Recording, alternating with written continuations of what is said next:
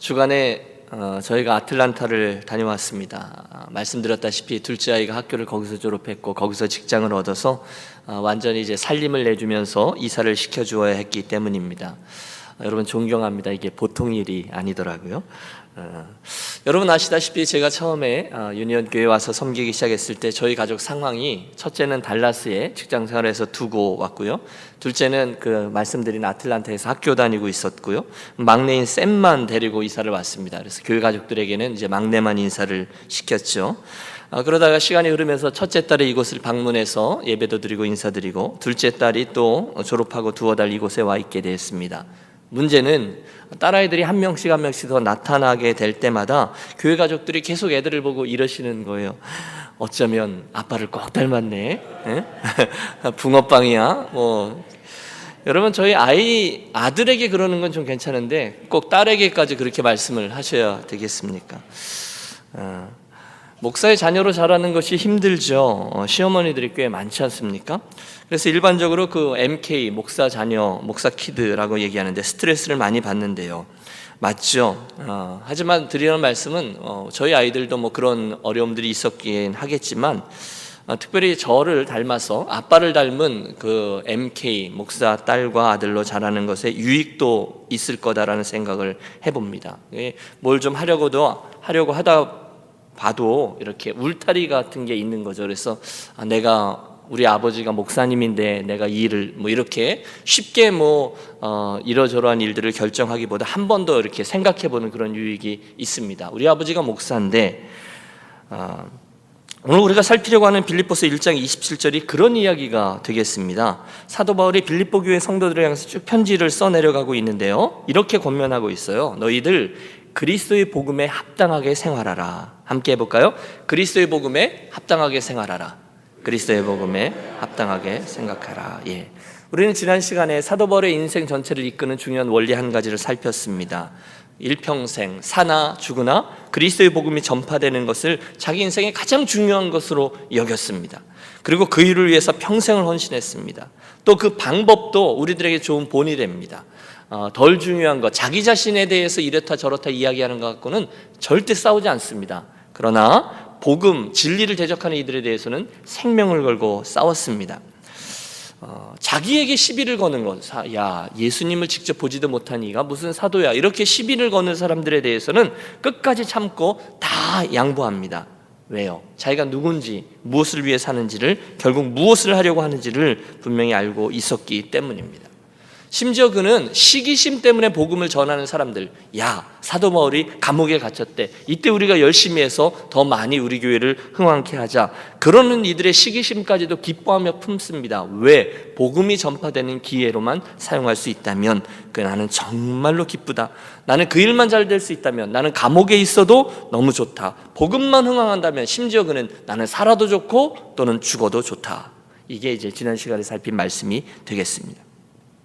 그러고 나서 사도 바울은 이제 그의 시선을 돌려서 빌립보 교회 성도들에게 권면하고 있는 겁니다. 빌립보 교회 성도들, 오늘 이 유니온 교회 성도들, 당신들은 이렇게 사셔야 합니다 라는 권면이죠. 우리 함께 27절과 28절의 말씀을 함께 읽겠습니다. 오직 너희는 그리스도의 복음에 합당하게 생활하라. 이는 내가 너희에게 가보나 떠나 있으나 너희가 한 마음으로 서서 한 뜻으로 복음의 신앙을 위하여 협력하는 것과 무슨 일에든지 대적하는 자들 때문에 두려워하지 아니하는 이 일을 듣고자 함이라. 이것이 그들에게는 멸망의 증거요 너희에게는 구원의 증거니 이는 하나님께로부터 난 것이니라. 여러분, 이게 이런 이야기입니다. 빌립보 교회 성도들이여 그리스도의 복음에 합당하게 살아가십시오 라는 권면인데, 여러분 아주 흥미로운 게 나옵니다. 오늘 본문을 성경책을 보시면 거기 복음에 합당하게 생활하라 라는 말씀에 성경책을 보면 복음에 합당하게 옆에 자그마한 숫자로 넘버 2라고 가로에 써 있을 겁니다. 그리고 성경책 제일 아래를 보면 2번 해가지고 또는 시민노릇, 혹 시민노릇 이렇게 나와 있을 겁니다. 이게 무슨 뜻인가 하면 너희는 복음에 합당하게 생활하라는 말뜻이 헬라어 원문으로는 시민 노릇을 제대로 하라, 이런 뜻이라는 거예요. 시민 노릇, 제대로 시민으로 살라, 이게 권면, 복음에 합당하게 생활하라는 말의 정확한 뜻입니다. 또 여러분, 도대체 이게 무슨 이야기일까요? 우리는 그렇게 생각하지만 사실 그 당시에 이 사도 바울의 편지를 딱 펼쳐서 읽은 빌립보 교회 성도들은 그게 무슨 이야기인지를 바로 이해했을 겁니다. 여러분, 빌립보라는 도시 말입니다. 혹시 여러분 주전 42년경에 지중해 연안에 커다란 전쟁이 있었다는 것을 알고 계시는지요? 예, 목사님 뭐 전쟁 많이 있었으니까 그때 어간에 뭐 있었겠죠. 여러분 그거 말고 클레오파트라 전쟁 말입니다. 옥타비누스와 그리고 안토니우스, 클레오파트라 이 여왕의 그 세 사람의 스캔들이 얽혀서 지중해 연안에 엄청난 해전이 있었습니다. 그때 아무도 이길 거라고 생각하지 못했던 옥타비아누스 그 로마의 함대가 안토니우스와 클레오파트라의 엄청난 연합군의 해양군단을 격파했어요. 그리고 나서 이 로마의 이 지중해 연안에 새로운 실세로 등장한 옥타비아누스가 이제 이 전쟁에서 공을 세운 사람들에게 영토를 나누어 주어야 되는데 딜레마에 빠졌습니다. 왜냐하면 로마, 이탈리아 땅에는 더 이상 나누어 줄 땅이 없었거든요. 그래서 그는 저 약간 동방의 그리스 땅에 제2의 로마를 세워서 그곳에 그 땅을 나누어 줍니다. 그 땅 중에 하나가 이 빌립보였다는 거예요. 여러분 이해가 되시죠? 자연히 그 빌립보라는 도시에 새롭게 살게 된 사람들은 대부분 이 전쟁에서 혁혁한 공을 세웠던 그 장군들 그리고 그의 후손들로 이루어지게 되었는데, 그로 인해서 그 빌립보 땅에 살게 된 사람들은 로마 사람이라는 자부심이 대단했다는 거죠. 그 땅에 가서 살았지만 로마의 문화대로 또 로마의 법률대로 로마의 유행을 그대로 따라서 그곳에 살았습니다. 그들은 절대로 로마인의 행동에 먹칠을 가하는 그런 행동을 하지 않습니다. 로마의 교육을 따르고 로마의 가치관을 살고 심지어 로마 사람들의 그 액센트 있잖아요, 사투리도 그대로 지키면서 살았다는 거예요. 그게 빌립보 교회에 있는 빌립보라는 도시에 살고 있는 사람들의 로마 시민처럼 사는 것의 정확한 의미였습니다. 그게 시민 노릇이었다는 거예요. 자, 이쯤 되면 우리는 사도 바울이 그 빌립보 교회 사람들에게 무슨 권면을 하고 있는지를 이해할 수 있습니다. 여러분, 빌립보 교회 성도들이요, 단순히 로마 시민으로 로마 공화국 사람처럼 사는 게 아니라 여러분들은 기독교 공화국 하나님 나라의 백성답게 살아가십시오라는 권면입니다. 이해가 되십니까? 우리는 실제로 저 빌립보서 저 뒤에 3장 20절에 가보면 우리의 시민권은 이게 아니라 하늘에 속하여 있다라고 분명히 천명하는 사도 바울을 만납니다. 그렇다면 이 얘기죠. 사랑하는 빌립보 교회 성도 여러분, 하나님 나라의 백성답게 천국 시민답게 살아가시기를 축복합니다. 여러분, 오늘 여러분에게도 똑같은 권면을 드리죠. 사랑하는 유년 가족 여러분, 이 세상을 살아가는데 하나님 나라의 백성답게 천국 시민답게 살아가시기를 권합니다. 그렇다면 자연스럽게 우리에게 따라오는 질문이 있습니다. 어떻게 사는 겁니까? 그래서 이어지는 말씀을 보면 세 가지 하나님 나라 백성답게 사는 것의 특징을 이야기해 줍니다. 우리 세 가지를 묵상하고 기도하도록 합니다. 먼저는 27절 하반절에 나오는 말씀이에요. 너희가 한 마음으로 서서 한 뜻으로 복음의 신앙을 위하여 협력하는 것과, 이렇게 되어 있는데 쉽게 얘기하면 이런 거죠. 따라해 주세요. 복음을 위한 협력. 복음을 위한 협력. 예, 천국 시민답게 사는 게 뭐냐? 복음의 신앙을 위해서 협력하며 사는 거라는 거죠. 당시 빌립보 교회에는 내부적으로는요, 유대주의자들의 공격이 있었습니다. 우리가 알다시피 복음도 좋지만 당신들은 그 율법도 지켜야 합니다, 이렇게 내적인 공격이 있습니다. 또 외적으로도 앞으로 이제 3장에서 우리가 보게 될 건데요, 그냥 야 내키는 대로 살아, 인생 뭐 별것 있어? 라고 이야기하는 관능주의자들도 있었습니다. 외적 도전, 그런 공격입니다. 그런 도전자들 앞에 신학도 정립되지 않아서 이건가 저건가 헤매고 있던 이들에게 사도 바울이 얘기를 합니다. 이 복음을 위해서 함께 협력하면서 살아갑니다 라는 답을 주고 있습니다. 여러분, 우리는 한 하나님을 아버지로 고백하고 있는 신앙 공동체입니다. 믿습니까? 예. 우리는 한 하나님을 섬기는 자녀들이에요. 우리는 예수님이 구세주라는 사실, 그리스도라는 사실을 믿습니다. 그리고 우리는 그 메시지를 다른 이들에게 전파하며 확장해가는 것을 위해서 세워진 공동체 교회입니다. 그렇다면 복음을 위해서 협력하면, 함께 일하는 것의 중요함을 기억하시고요, 나누는 일을 절대로 하지 마시고 이왕이면 우리가 지금 다 다르지만 함께 협력하며 살아가는 동역자, 이게 시민답게 사는 첫 번째 특징이라는 거예요. 우리 교회 가족들은 그런 면이 있죠. 우리들은 이왕이면 일이 되게 합니다. 여러분, 이건 상식적으로 참 좋은 일이죠. 그러나 우리가 한 가지 목적 갖고 복음을 위해서 협력하고 수고한다면 이건 정말 아름다운 일입니다. 어떤 꼬마아이가 이렇게 연을 날리고 있어요. 저 끝에 이제 연이 너무너무 멋있게 신나게 날고 있습니다. 누군가 옆에 와서 재밌니? 예, 재밌어요. 누가 연을 날리는 거야? 내가 날리죠. 당연하다시피 어린아이가 대답합니다. 그런데 그 이야기를 들은 바람이 훈수를 둡니다. 예, 웃기네. 내가 날리는 거지 라고 이야기합니다. 저 위에서 연이 연꼬리를 이렇게 흔들며 이야기합니다. 내가 날리는 거지. 여러분, 누가 옳습니까? 누가 그릅니까? 다 옳고 다 그런 것이죠. 여러분, 목회가 또는 교회가 그런 것이 아닌가 생각합니다. 우리 교회를 누가 세웁니까? 우리 교회를 누가 이끕니까? 우리 교회의 사역들을 누가 감당합니까? 여러분, 성령 하나님, 여러분, 우리 모두가 함께 하고 있는 것인 줄로 믿습니다. 이게 협력이잖아요. 일이 되게 하려고 애를 쓰는 거죠. 이게 그리스도의 복음에 합당하게 생활하는 첫 번째 특징이라는 거예요. 두 번째 특징은 28절에 나옵니다. 무슨 일에든지 대적하는 자들 때문에 두려워하지 아니하는, 다시 말하면 대적자들로 인해서 두려워하지 않는 게 천국 시민답게 사는 두 번째 특징이라는 것입니다. 이유가 있습니다. 그것은 우리들에게 있는 어떤 확신이 아니라 우리들의 그 담대함의 근거가 이미 이김을 주신, 저와 여러분에게 승리를 주신 예수 그리스도 때문이라는 거죠. 여러분, 우리는 이 대적하는 이들, 세상에서 싸우는 이런 얘기를 하면 예수님께서 해주신 말씀을 기억합니다. 요한복음 16장, 세상에서 너희가 환난을 당하나 담대하라, 내가 세상을 이기었노라.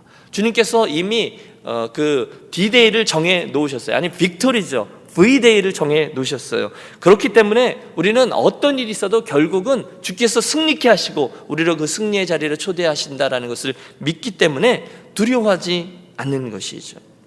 사도 바울이 외치잖아요. 내가 확신하노니 사망이나 생명이나 적신이나 기근이나 위험이나 칼이랴 아무것도 끊을 수 없다는 거예요. 우리를 사랑하시는 이로 말미암아 넉넉히 이기느니라. 이게 우리들에게 있는 담대함의 근거입니다. 여러분, 오늘도 별일 많으시죠? 믿음의 길을 걷다 보면 참 업다운을 반복하는 게 저와 여러분이죠. 그걸 당연하게 생각하십시오. 그러나 한 가지, 천국 시민답게 사는 것, 담대함을 잃지 마시기를 권합니다. 주님이 나의 주님이신데, 하나님이 선하신데 우리에게 그 믿음이 있지 않습니까? 저와 여러분의 과거를 하나님 가장 선한 것으로 채워주셨습니다. 저는 믿습니다. 오늘 저에게 가장 선한 모습으로 이끌어주고 계십니다. 나는 그걸 믿습니다. 앞으로도 하나님께서 가장 선하게 하나님의 선하심 자체가 드러나서 저의 인생을, 그리고 우리 유년교회 공동체를 이끌어주실 줄로 믿습니다. 이게 담대함의 이유인 거죠. 가나안 땅을 정탐하고 왔던 그 정탐꾼들이 메뚜기 의식을 가졌습니다. 그들에 비하면 우리는 메뚜기와 같다. 우리는 그들의 밥이다. 하지만 여호수아와 갈렙은 천국 백성이었죠. 여호와 하나님을 신뢰하면서 과연 그들이 우리들의 밥이라라고 외쳤습니다.